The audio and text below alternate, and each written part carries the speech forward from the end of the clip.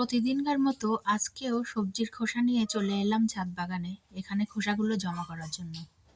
আর মিষ্টি আনা যে কাগজের বাক্সগুলো, এগুলোকেও দিয়ে দিলাম, যেহেতু এগুলো কাগজের পচে যাবে। আমি সমস্ত পচনশীল বস্তুই এখানে দিয়ে দিই। আর এখান থেকে তুলে নেব আজকে একটু পুঁই শাক। নমস্কার বন্ধুরা, ঝর্ণার শখের ছাদ বাগানে আপনাদেরকে স্বাগত। আশা করি আপনারা সবাই ভালো আছেন, আমিও খুব ভালো আছি। এখন তো ছাদ বাগানে প্রচুর কাজ, কারণ বৃষ্টিটাও একটু কম হয়েছে। আর শীতের বাগান শুরু করার জন্য ছাদ বাগানটা একটু পরিষ্কার করে নিতে হবে। এখানে একটা পুঁইশাক গাছ আছে, পুঁইশাকের ডালগুলো আমি সব কেটে নিলাম। আর একটা আছে চাল কুমড়ো গাছ। চাল কুমড়ো গাছ থেকে চাল কুমড়ো তো হয়নি, কিন্তু আমি চাল কুমড়োর ডগা কেটে খেয়েছি 2-3 দিন। এখন আর গাছটা খুব একটা ভালো নেই, তা ভাবলাম গাছটাকে কেটে পরিষ্কার করে দিই। তো দেখুন, গাছটাকে কেটেও আমি এই সবজির খোসার মধ্যে দিয়ে দিচ্ছি। বর্ষায় ছাদটার যা অবস্থা হয়ে আছে, এগুলো পরিষ্কার করতে কিন্তু অনেক দিন লেগে যাবে। তো আমি একদিনে না করে প্রতিদিন অল্প অল্প করে পরিষ্কার করে নেব। লতানো গাছগুলোই যে কুঞ্চিগুলো দিয়ে আমি ধরা দিয়েছিলাম, সেই কুঞ্চিগুলো কিন্তু সব পচে গেছে, আর গাছগুলো সব এদিক ওদিক শুয়ে পড়েছে। তো এগুলোকেই সোজা করতে একটু সময় লাগবে। তবে চাল কুমড়ো গাছটাকে তুলে দিলেও আমি পুঁইশাক গাছটাকে কিন্তু পুরোপুরি তুলব না। ডালগুলো কেটে নেব আর গাছটাকে আমি রেখে দেব। পুঁইশাকের ডালগুলো কেটে নিলেও আবার নতুন করে আবার ডাল বেরোবে। ছাদ বাগানে এসে যত কাজই করি না কেন, কাজ কিন্তু শেষ হয় না।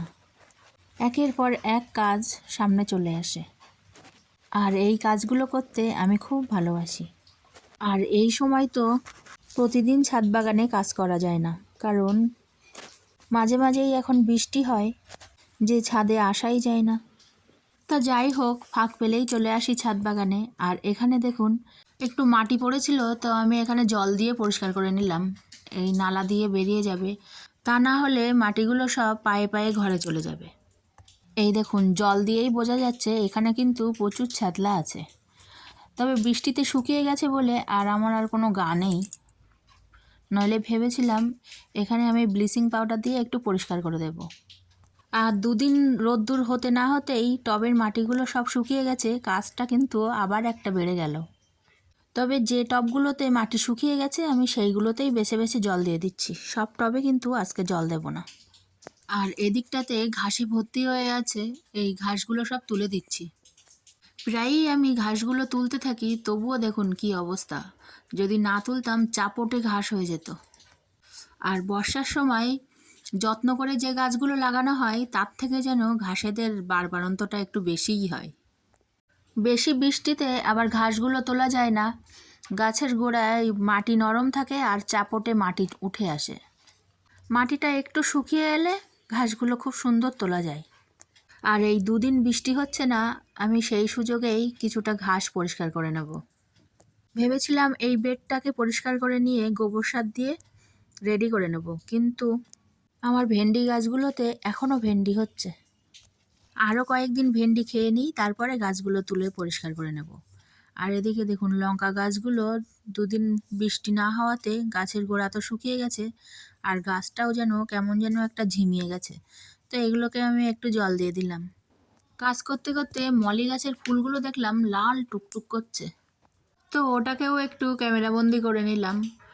আর এদিকে ভেন্ডি গাছের শুকনো পাতাগুলোও আমি তুলে পরিষ্কার করে দিলাম।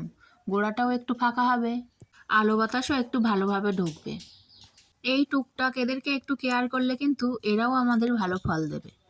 আর এদিকে দেখুন, জবা গাছটার শুকনো পাতা, শুকনো ফুলগুলো সব তুলে পরিষ্কার করে দিলাম।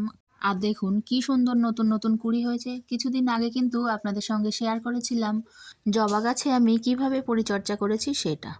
ছাদ বাগানের টুকটাক কাজ আজকের মতো এটুকুই করে নিলাম। এবার চলুন পুকুরে আমার ছেলে মাছ ধরছে ছিপ দিয়ে, সেটা একটু দেখে আসি।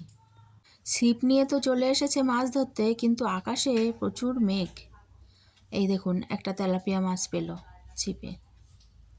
মেঘ তো হয়েছে, দেখা যাক কতক্ষণ ধরতে পারে মাছ।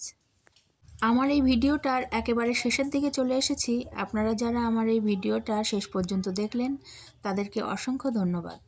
এই দেখুন, আমার ছেলে মাছ ধরতে ধরতে কিন্তু বৃষ্টি চলে এসেছে, আর একটা মাছ পেল, কিন্তু বৃষ্টিতে আর থাকা যাবে না। এবার আমরা বাড়ি চলে যাব। আপনারা সবাই ভালো থাকবেন, সুস্থ থাকবেন আর সবুজের সঙ্গে থাকবেন। দেখবেন খুব ভালো লাগবে।